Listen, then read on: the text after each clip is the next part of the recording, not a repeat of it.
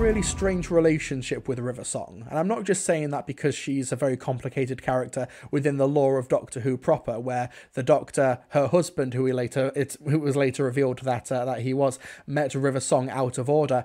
But in terms of like River Song, she was a character of great diminishing returns in the TV series proper. I think she had a great ending in The Husbands of River Song, but after the 10th Doctor meets her in that library in Series 4, I think that every subsequent appearance just sort of lessened her impact more and more, and it was no fault of Alex Kingston. She really gave her all to the character. However, when I'd say a complex relationship, I'm really loving what Big Finish do with River Song. There was a great box set last year, Diary of River Song Series 10, Two Rivers and a Firewall, which has like the Two Rivers, which is a great story, and Black Friday is like one of my favourite Big Finish general stories of last year. That's a great Auton story. I absolutely adored it. Black Friday was so much fun. So with that in mind, I was kind of looking forward to Diary of River Song Series 11, Friend of the Family, which is a epic 4-part story written by Tim Foley, an epic 4-parter, The Rules of the House, The Key to the Door, The Bird from the Nest, and The Isle on the Shore. That rhymes. It starts with River Song finishing a semester at her university because she's training to become a professor, because that's part of her timeline, and she goes to explore this house because she's left some of her infamous diary pages in there. And when she goes to the house, she's accompanied by Hugo, played by Mark Elstob.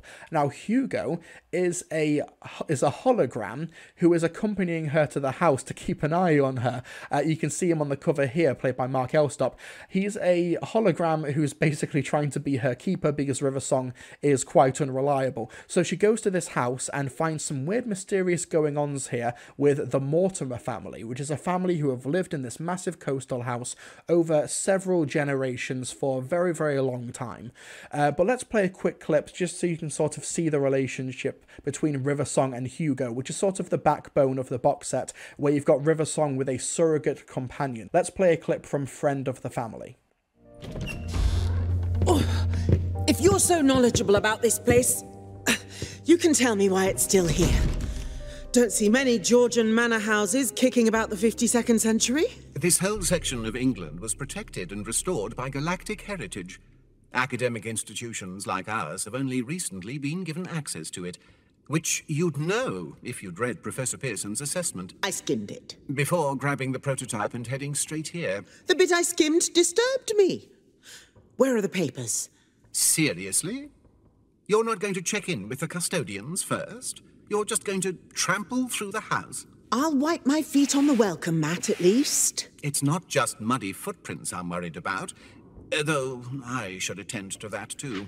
Well, hang on. You're a hologram. How do you have muddy feet? I'm made of heavy light. I can be corporeal when required. Oh, a solidogram. Even better. River Song is using her vortex manipulator, though a mishap early on means that she only has a limited amount of jumps in this house. She's also locked in basically a temporal prison. She is unable to escape this house, and she's able to hop back and forth throughout this family history at 26-year intervals. She's at 1936, she then later on goes to 1962, then 1988, and 2014. She's basically trapped in this house until she can figure out the mystery of the Mortimer family, and it's a massive cast. So you've got like Maddie Mortimer, you've got Henry Mortimer, Mary, George, you've got Harry there as well, who is living there in 2014 with his boyfriend Vinay Sadiq, and you've also got this enigmatic cook character played by Phillida Nash, who is ageless, apparently incorporeal, who is also just a massive mystery. There's also a locked door at the heart of the house, which River Song is unable to get through, and there's basically a load of mysteries and conspiracies throughout the house. And even if I did not like Friend of the Family, with what is essentially a cross between The Time Traveler's Wife and What Remains of Edith Finch, and Tim Foley essentially charting this massive family tree, this massive web of this Mortimer family over the span of nearly a century in 4 parts, 4 hours of box set. Even if I didn't like Friend of the Family, I would massively respect and admire just the gall, you know, the audacity, the sort of ambition to do this story with River Song. The fact that it's absolutely terrific further endears me to the concept even more, Friend of the Family was a wonderful listen, and it just kind of shows the best of River Song as a character. There's very little of the sort of sexy, like, graduate, Mrs. Robinson, you're trying to seduce me stuff like that. I really kind of disliked over the course of the Stephen Moffat era of her interpretation of the character from like season 5 and series 6. That I sort of felt like that was undermining the dramatic potential of the character, even though, to her credit, Alex Kingston absolutely leaned into that interpretation of River Song. But here you sort of have the sad archaeologist, the enigmatic watcher with the surrogate hard-light hologram companion who's like some sort of weird stuffy butler, like Alfred Pennyworth type character that's following along. That really gave a great compliment to, that was a really great compliment to her character, someone to really interestingly bounce off of, that isn't just some sort of stereotypical doctor companion relationship. Like, the inciting incident is that she's meant to be going on a date with the doctor and then winds up here, and interestingly, because she's meeting these different family members and she gets really, really attached to them over the course of this box set out of order, she is basically in the doctor's position in their relationship, where she doesn't really know what's going on. There are people who have seen her in the future in events chronologically that she hasn't bared witness to yet or been informed about yet. And then she's sort of like, at one point, she locks a character into their fate by saying, oh, you're not going to tell me this until 2014. So a character has to keep a secret for several decades because that was locked in stone. That was locked in time. It's essentially a box set of ironic grandfather paradoxes, and the fact that there are so many characters, so many different versions from different ages, including one character who's effectively a mute, and you are still able to follow it, is just a massive credit to Tim Foley's attention to detail and the way how he was able to put together a really accessible story that sort of like the weird through line. And I know that this is going to sound silly, but Friend of the Family is a really gay box set, because there's a lot of like closeted characters in that very literal sense.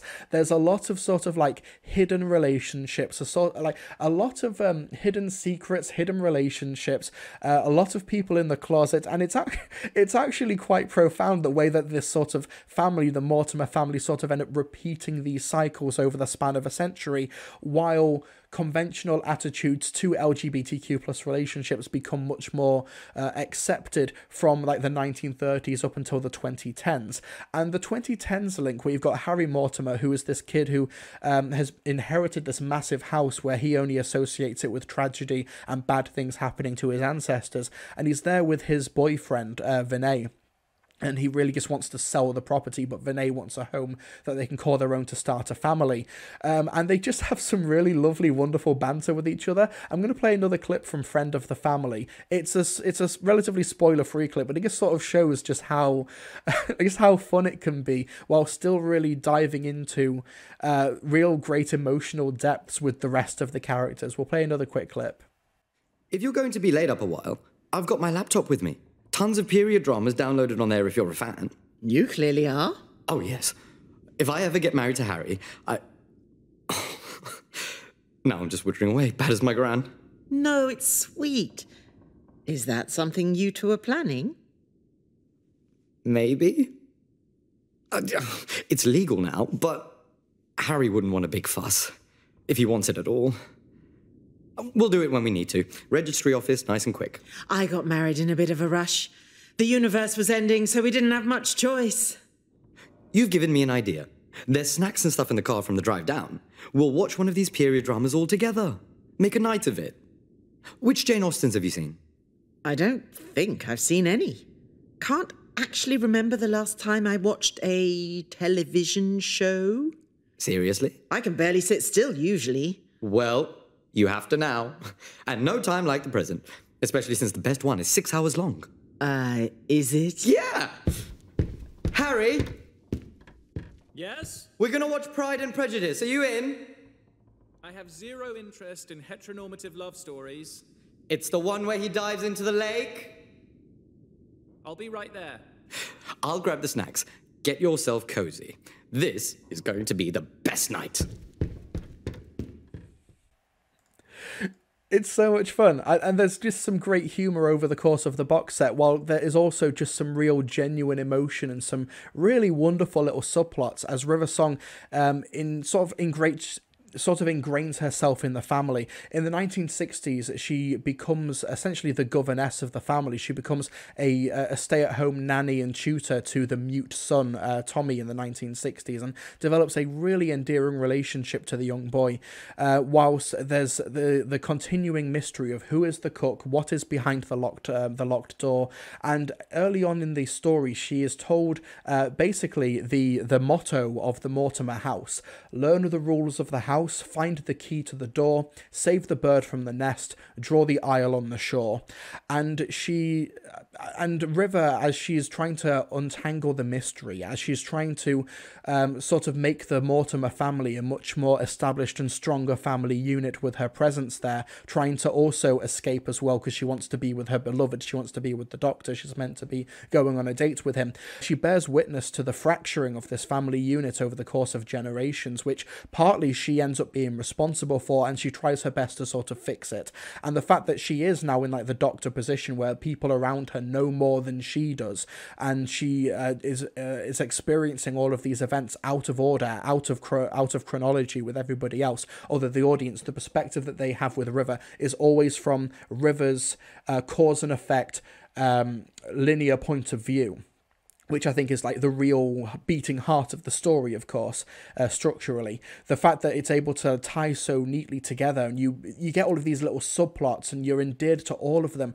Particularly, I think it's part 3, The Bird from the Nest, where she gets to know George, who is like the fun uncle character, who's the writer, who goes away to Switzerland in order to write, because he's also got maybe a friend in Switzerland who he likes to meet up with, etc., etc. Like I said, the box set is very gay, but over the course of the story, and she learns more about George, and she learns about the relationships he has with everybody else in the family, and of course like what happens to Tommy as well, and how she has to blow her own cover in a sense, and let everybody know who she really is to them.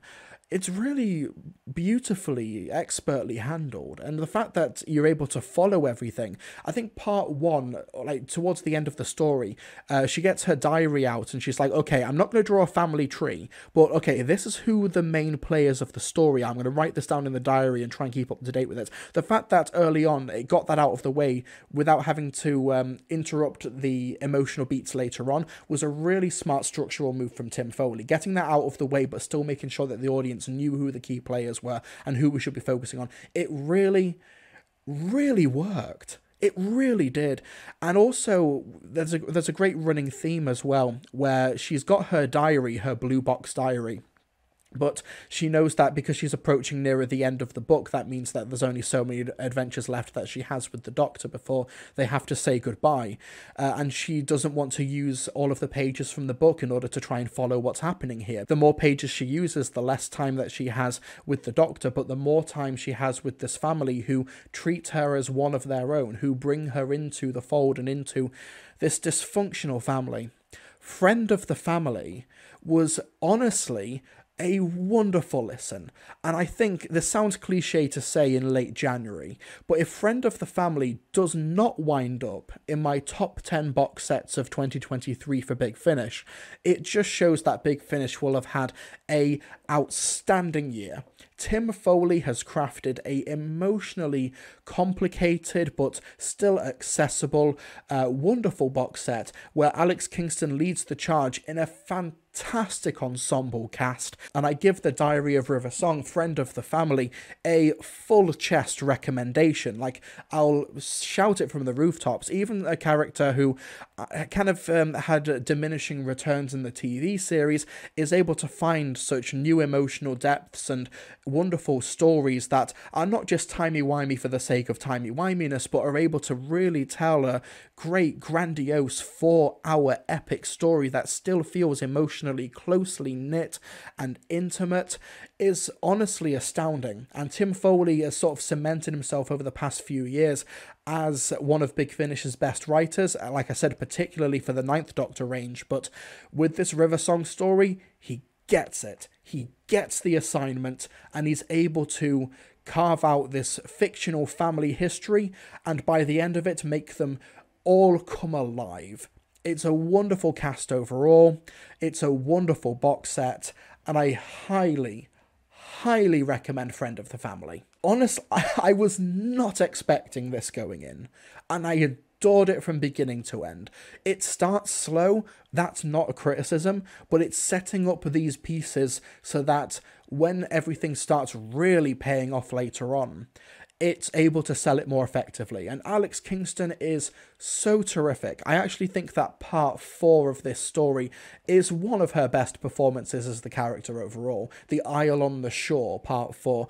It's wonderful. The characters are great, the cast overall is terrific, and honestly, I don't think we'll see more of Hugo because of how the box set goes. That's not necessarily a spoiler, there are like 1,000,001 things that can happen to a hologram character, but Hugo is such a wonderful character, and even if like we never see him again, he'll be one of my favourite surrogate companions in the wider Doctor Who canon.